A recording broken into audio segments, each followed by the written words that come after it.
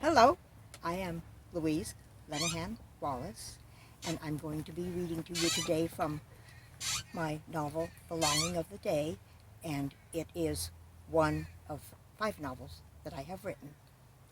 In Longing, Matt Jameson and his little sister Caddy have been raised by the Claytons on their Arroway Ranch in Wyoming Territory. Ann and Ben Clayton took the children in when their parents were killed when Matt was 3 and Caddy was just a few months old. And they have raised the children as their own. They consider them their blood children along with the others who are their blood children. And that's just the way that it is with them. But now Matt is 24 and he has a little problem with this interpretation because he has fallen in love with the Clayton's 18-year-old daughter Eve. But he knows how the Claytons feel about him, and rather than upset them, whatever, he decides to leave the ranch without telling them. And so he goes and he finds work on the LB, a ranch in up north in the territory. And there he meets Dan Mackley. He's an older, crusty, grizzled cowhand who has carried his own painful secret around with him for over 30 years. Then the 1886 to 1887 winter of the White Catastrophe strikes, and blizzard after blizzard after blizzard dumps down on the cattle country, and the LB, just like countless other ranches, goes under because they lose all their cattle. And so Matt and Dan are out of a job, along with all the other cowhands in the area, in the region, in the territory, and they decide, well, they will head for Arizona. That's as good a place as any to go look to see if they can find work. And so the part that I am going to read, they are on this drifting journey to Arizona. Matt and Dan doggedly rode toward the Arroway. The horses were beginning to tire from the steady pace, but Matt figured they should easily make it in 2 more days. They were now in country familiar to Matt. Prickles of excitement began to chase through him. Home. They were almost home. He no longer dared let himself think they wouldn't be there. Of course they would. They had to be. That night, he had the dream. Eve came to him so vividly he reached out to touch her and woke to emptiness. Dear God, don't let it start all over again.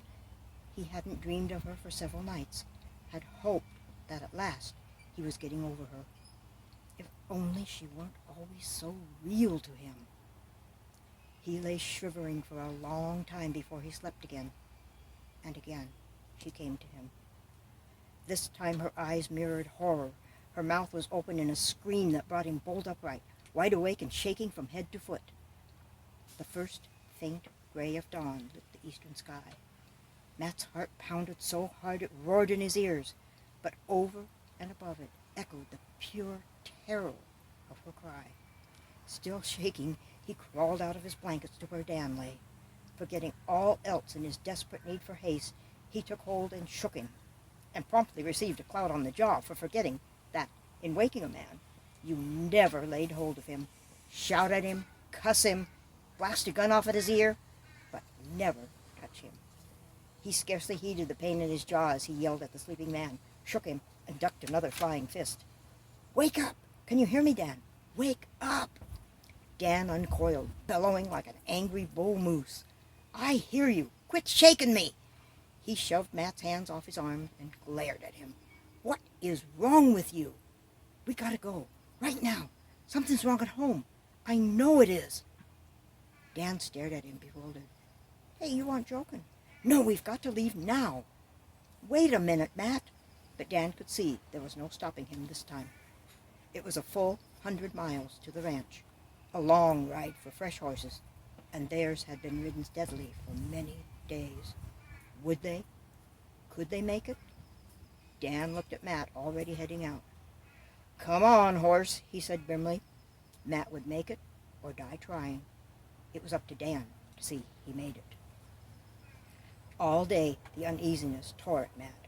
The closer they got to the ranch, the more convinced he became that something was wrong. He didn't want to stop, even when darkness threatened to overtake them. He knew Dan was right about sparing the horses, but at the same time, how could he hold back with this terrible fear, this knowing hanging over him? Each passing mile strengthened the certainty. When Dan prepared to pull in for the night, Matt balked. "I've got to go on. They need me. Something's wrong."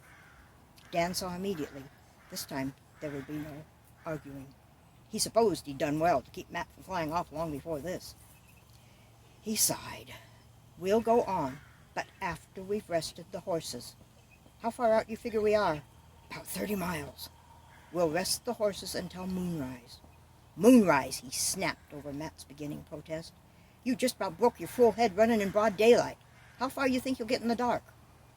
Matt knew he was right, but he also knew that, for himself, he was willing to risk it. 30 miles. So near, and yet so far.